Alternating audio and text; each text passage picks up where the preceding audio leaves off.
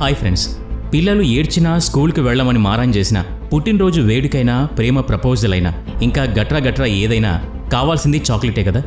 అంతగా మన భావోద్వేగాలతో కనెక్ట్ అయిపోయిన ఈ చాక్లెట్ తయారీ కథ కమామేషి గురించి ఈరోజు ఈ వీడియోలో తెలుసుకునే ప్రయత్నం చేద్దాం. అందుకని ఈ వీడియోని ఎక్కడా స్కిప్ చేయకుండా పూర్తిగా చూడండి. మరి ఇంకెందుకు ఆలస్యం, let's start our today's episode.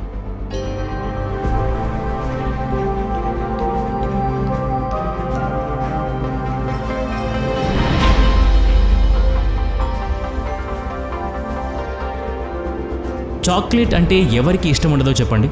వయసుతో సంబంధం లేకుండా అందరూ ఇష్టపడే ఐటెం చాక్లెట్. మరి అంత ప్రియమైన చాక్లెట్ ఎందుకు తయారైందో తెలుసా? మద్యపానానికి ఒక ప్రత్యామ్నాయంగా ఈ చాక్లెట్ తయారు చేశారని తెలుసా? అంటే లిక్కర్ మానండి, చాక్లెట్ తినండి, ఇదే వారి నినాదం కావచ్చు. ఈ మాట వినేది కొంచెం వింతగా అనిపించినా ఇదే వాస్తవం. 18వ శతాబ్దంలో ప్రజలు లిక్కర్కి అతిగా అలవాటు పడ్డారు. ఈ అలవాటును మాన్పించేందుకు ప్రత్యామ్నాయంగా కోకో డ్రింక్స్, కోకో బార్స్ని మిస్టర్ జాన్ క్యాడ్బరీ కొత్తగా రూపొందించారు. ఆయన రూపొందించిన రెసిపీ రుచి 100 ఏళ్లు దాటినా అచ్చం అలాగే ఉంది. ఈ రోజుకి కూడా ఆ రెసిపీని ఒక్కసారి కూడా మార్చలేదంట. ప్రతి సంవత్సరం క్యాడ్బరీ 12.61 వేల కోట్ల లాభాలు గడిస్తోంది. ఇంత రుచికరమైన రెసిపీని ఎలా తయారు చేస్తారో తెలుసు. మంచి కోకో బీన్స్ని తీసుకొని పొడి చేస్తారు. అందులో పంచదార, పాలు, వెన్న చక్కగా కలుపుతారు. ఆ తర్వాత దాన్ని చల్లబరుస్తారు. ఇంకేముంది, రుచికరమైన చాక్లెట్ రెడీ. ఇంతే అక్కడ జరిగేది. మరి ఇంత తేలిగ్గా చేసుకోగలిగితే అందరూ షాప్కి వెళ్ళి ఎందుకు కొనుక్కుంటున్నారు? ఇంట్లోనే చేసుకోవచ్చు కదా. ఇదే కదా మనందరికీ వచ్చే ప్రశ్న. ప్రతిరోజు క్యాడ్బరీ 5.5 బిలియన్ బ్లాక్స్ని తయారు చేసి వాటిని రుచి చూసేందుకు కంప్యూటర్ను ఉపయోగిస్తారు. ఆ తర్వాతే అవి మన దగ్గరికి చేరుకుంటాయి. కానీ ఒక కంప్యూటర్ చాక్లెట్ని ఎలా టేస్ట్ చేస్తుంది? ఈ విషయాలన్నీ ఈ వీడియోలో తెలుసుకుందాం. How chocolate is made in Cadbury chocolate factory. 18వ శతాబ్దంలో జనమంతా లిక్కర్కి అలవాటు పడి ఉన్నారు. అప్పటికి మిస్టర్ జాన్ క్యాడ్బరీకి ఒక ఆలోచన కలిగింది. జనం ఇలాగే తాగితే ఆరోగ్యాలు పాడైపోతాయి కదా, జబ్బుల బారిన పడతారు అనిపించింది.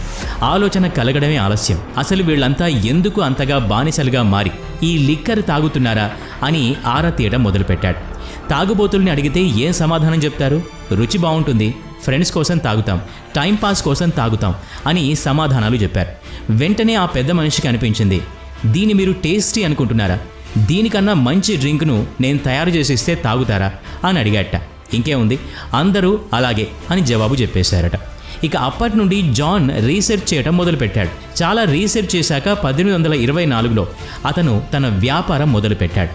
అక్కడ అందరికీ హాట్ చాక్లెట్ అమ్మేవారు. దాని రెసిపీ చాలా సింపుల్గా ఉండేది. వేడి పాలలో పంచదార, కోకో పౌడర్ మిక్స్ చేసి దాన్ని చిక్కగా కాచి జనాలకు ఇచ్చేవారు. తను ఏదైతే అనుకున్నాడో అదే జరిగింది. జనం ఆల్కహాల్ మానేసి ఈ హాట్ చాక్లెట్ తాగటం మొదలుపెట్టారు. ఈ డ్రింక్ని అభివృద్ధి చేస్తూ మొదటిసారి 1849లో క్యాడ్బరీ బార్ తయారు చేశారు. మెల్లగా దీని గురించి చర్చలు క్వీన్ విక్టోరియా వరకు వెళ్ళాయి. ఆ తర్వాత 1854 విక్టోరియా రాణి జీవితాంతం తమకు చాక్లెట్ సప్లై చేయమని అడిగింది. విక్టోరియా రాణి అభిమానం సంపాదించేందుకు పర్పుల్ ర్యాప్లో దాన్ని చుట్టి పంపించాడు. ఎందుకంటే ఆ రంగు విక్టోరియా మహారాణికి ఇష్టమైన కలర్. అయితే క్వీన్ ఆ కలర్తో అంత సంతృప్తి పడలేదు. కానీ చాక్లెట్కి మాత్రం ఒక అందమైన రేపర్ దొరికింది. చాక్లెట్ తయారీకి కావాల్సిన ప్రధాన ముడి పదార్థం కోకో బీన్స్. ఇవి ఎక్కువగా ఘనా దేశంలో పండుతాయి. కానీ అక్కడి పెద్ద కంపెనీల నుండి కాకుండా ప్రజల కోసం పనిచేస్తున్న కోకో లైఫ్ అనే కంపెనీ నుండి కోకో బీన్స్ కొనుగోలు చేసేవారు. ఈ సంస్థ గ్రామీణ ప్రజల విద్య, వైద్యం కోసం పనిచేస్తూ వ్యవసాయంలో ఉద్యోగ కల్పన కోసం కృషి చేస్తున్న సంస్థ. ఇక్కడి రైతులు చక్కగా పండిన కోకో పండు నుండి బీన్స్ను వేరు చేస్తారు. ఆ తర్వాత దాన్ని చక్కగా ఎండబెడతారు.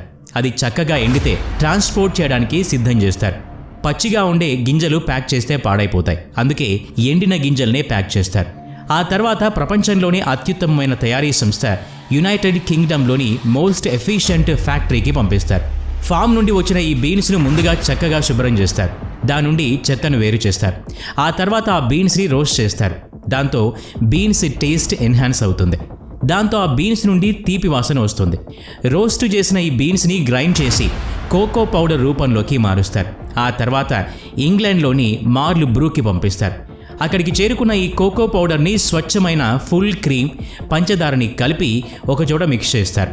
కోకో కొంచెం చేదుగా ఉంటుంది, దాన్ని తీపిగా చేయాలి కదా. అలా కలిపిన మిశ్రమాన్ని చిక్కగా అయ్యేదాకా వేడి చేస్తారు. ఆ తర్వాత దాన్ని చల్లబరుస్తారు. ద్రవ రూపంలో ఉన్న పదార్థం కాస్త ఘన పదార్థంగా మారుతుంది.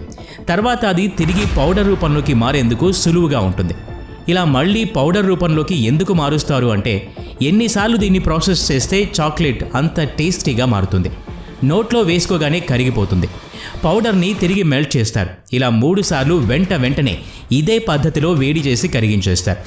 ఇలా ప్రాసెస్ చేసే ప్రతి సందర్భంలో కోకో బటర్ లాంటి వాటిని యాడ్ చేస్తారు మరింత చక్కని రుచి కోసం. ఇలా మెల్ట్ చేసిన లిక్విడ్ని చాలాసేపు బ్లెండ్ చేస్తారు. ఆ తర్వాత డైరెక్ట్గా అచ్చుల్లోకి పోస్తారు. అవి కదులుతూ ఫ్రీజర్ వైపే వెళ్తాయి. అలా ఎందుకు కదలడం అని కదా మీ ప్రశ్న. ఎందుకు అలా చేస్తారు అంటే అచ్చుల్లో పోసేటప్పుడు అంతలా ఒకేలా జారుతుంది. ఎయిర్ బబుల్స్ ఉండవు. ఆ తర్వాత 40 నిమిషాల పాటు దాన్ని చల్లగా చేశాక చివరికి కావాల్సిన సైజులో అచ్చుల్ని కట్ చేస్తారు. ఆ తర్వాత దాన్ని అందంగా డెకరేట్ చేయడం కోసం గ్లాసీ చాక్లెట్ ఎడిబుల్ షీన్ మీదకి దాన్ని మూవ్ చేస్తారు. అందుకే మన చాక్లెట్ వేగంగా మెల్ట్ అవ్వకుండా ఉంటుంది. ఆ తర్వాత ఇక మిగిలింది ప్యాకింగ్ కంటే ముందు దాని బరువు తూకం వేస్తారు. ఏ ఒక్క ముక్కైనా బరువులో తేడా ఉంటే కంప్యూటర్ వెంటనే పసిగట్టేస్తుంది. ఆ ముక్కను పక్కకు నెడుతుంది. ఆ తర్వాత దశలో చాక్లెట్కి ర్యాపర్ని అతికిస్తారు. వేడితో దాన్ని సీల్ చేస్తారు. మరి మీకు ప్రియమైన వాళ్ళు సింపుల్ చాక్లెట్ మాత్రమే అడుగుతారా? లేదే Bubbly, Silk, Fruit and Nut ఇంకా అంతకన్నా పెద్దవి కూడా అడుగుతారు. ముందుగా ఫ్రూట్ అండ్ నట్ క్రాకిల్ తయారీ గురించి తెలుసుకుందాం. దీనికి ప్రత్యేకమైన ప్రాసెస్ అంటూ ఏమీ ఉండదు. కాకపోతే చివరి ప్రాసెస్లో మౌల్డ్లో వేసే కంటే ముందు కాజు, బాదం లాంటి డ్రై ఫ్రూట్స్ను అందులో కలుపుతారు. క్రాకిల్ కోసం ఆ చాక్లెట్ మీద క్రాకిల్ స్ప్రింకిల్ని జత చేస్తారు. ఇంతకన్నా ఖరీదైన ఒరియో, బబ్లీ, సిల్క్ చాక్లెట్ గురించి మాట్లాడుకోవాలంటే వాటి తయారీ విధానం మాత్రం కంపెనీ చాలా రహస్యంగానే ఉంచింది. అందుబాటులో ఉన్న సమాచారం ప్రకారమే దాన్ని తయారు చేస్తారా లేదా అనేది మనకెవరికీ తెలీదు. కంపెనీ ప్రత్యేకమైన రెసిపీ కాబట్టి వాళ్ళు దాన్ని బహిర్గతం చేసేందుకు సిద్ధంగా లేరు. అది ప్రత్యేకమైన రెసిపీ కదా, అందరికీ ఎందుకు చెప్పాలి అనేది వారి వాదన. సరే, ఇక మొదట మాట్లాడిన విషయానికి వద్దాం. వీడియో మొదట్లోనే వీటి రుచి ఎలా ఉందో కంప్యూటర్ ద్వారా తెలుసుకుంటారని చెప్పాం కదా. అది ఎలా అంటే ఈ చాక్లెట్స్ని పదే చాక్లెట్ మేకర్స్, చాక్లెట్ టేస్టర్స్ వీటిని రుచి చూస్తారు. కానీ కంప్యూటర్స్ ద్వారా ఎలా టేస్ట్ చేస్తారు? ఎలా అంటే క్యాడ్బరీ రీసెర్చ్ అండ్ డెవలప్మెంట్ ల్యాబ్లో వీటిని రుచి చూస్తారు. అలా టేస్ట్ చేసినప్పుడు చాకో ఫ్యూమ్స్ని స్టేట్ ఆఫ్ ది ఆర్ట్ మెషిన్లో బ్రెత్అవుట్ చేస్తారు. ఈ మెషిన్ ఎంత క్యాపబుల్గా ఉంటుందంటే ఎలాంటి రుచిని ఆస్వాదించారో అది లెక్కిస్తుంది. అందులో సెన్సార్స్ అండ్ రిసెప్టర్స్ ఉంటాయి. ఈ 2 ట్యూబ్ల ద్వారా దాని రుచిని, వాసనని పసిగడతాయి. ఓరియో, సిల్క్ చాక్లెట్స్ ఎలా తయారవుతాయో మాత్రం ఆ కంపెనీకే తెలుసు. అదన్నమాట చాక్లెట్ కథా కమామిషు. చాక్లెట్ కోసం నోరూరుతోంది కదా, ఇంకెందుకు ఆలస్యం? చాక్లెట్ తీయండి, నోట్లో వేసుకోండి, ఆహా అనండి. ఈ వీడియో నచ్చినట్లయితే లైక్ చేయండి, షేర్ చేయండి. ఇలాంటి మరిన్ని వీడియోస్ కోసం ఈ ఛానల్కి సబ్స్క్రైబ్ చేసుకుని బెల్ ఐకాన్ మీద క్లిక్ చేయండి. నెక్స్ట్ వీడియోలో మళ్ళీ కలుద్దాం. Thanks for watching.